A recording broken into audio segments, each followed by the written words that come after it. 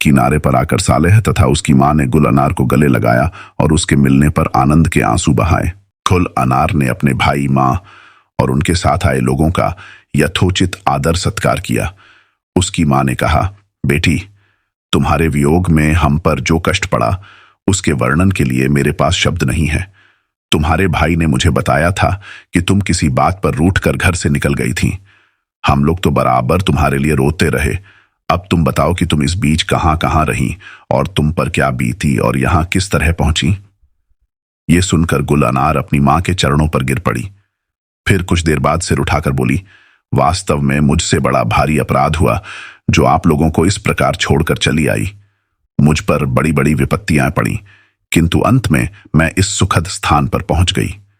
यहां आकर मुझे मालूम हुआ कि स्थल के बादशाह भी जल देशों के बादशाहों की तरह होते हैं।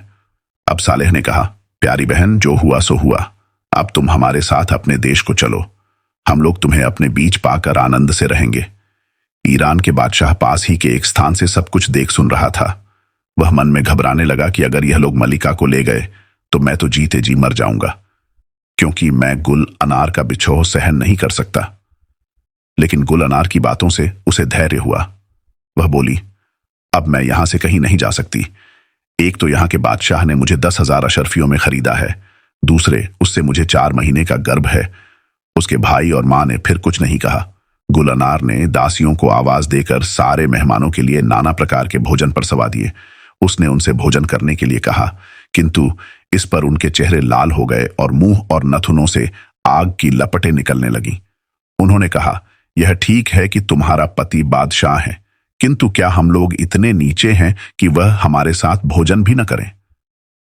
बादशाह कुछ दूर बैठा था, उनकी बात तो न सुन सका, किंतु उनके मुंह और नथुनों से लपटें निकलते देखकर घबराया। गुल अनार ने उसके पास आकर कहा, वे लोग चाहते हैं कि आप ही के साथ भोजन करें। अब यही उचित है कि आप उन लोगों के पास चलें और सबसे यथा योग्य भेंट करें और सबके साथ भोजन करें। बादशाह ने कहा, मुझे इसमें क्या आपत्ति हो सकती है, किंतु उनके मुंह और नथुनों से तो आग निकलती है। गुल अनार हंसकर बोली, आप चिंता न करें। इस समय वे सोच रहे हैं कि आपने स्वयं न आकर उनका अपमान किया है। वे लोग क्रोध में आते हैं तो उनके मुंह और नथुनों से आग निकलने लगती है। आप चलेंगे तो उनका क्रोध दूर हो जाएगा। मेरे भाई और मां का कहना है कि मैं उनके साथ देश चलूं, किंतु मैं आपके प्रेम में इतनी फंसी हूं कि आपको छोड़कर नहीं जा सकती। बादशाह यह सुनकर बड़ा प्रसन्न हुआ और कहने लगा, मैं तुम्हारे जाने की बात से बड़ा दुखी था। अब तुम्हारी बात से मुझे ढांढस मिला। मैं तुम्हारी माता और भाई से मिलने अभी चलता हूं। उन्हें मुझसे कोई शिकायत नहीं रहेगी। यह कहकर बादशाह गुल अनार के साथ उस मकान में गया जहां उसकी सास और साला मौजूद थे। उन लोगों ने बादशाह को देखा तो पृथ्वी से अपने सिरों को लगाकर नमन किया। बादशाह ने उनको एक एक करके उठाया और गले लगाया। फिर सब लोग बैठकर प्रसन्नतापूर्वक बातें करने लगे। सालेह ने कहा, हम सब भगवान को बड़ा धन्यवाद देते हैं कि हमारी बहन बड़े कष्ट उठाने के बाद आपकी छत्र छाया में आई और यहां बहुत ही प्रसन्न है। भगवान आपको चिरायु करे।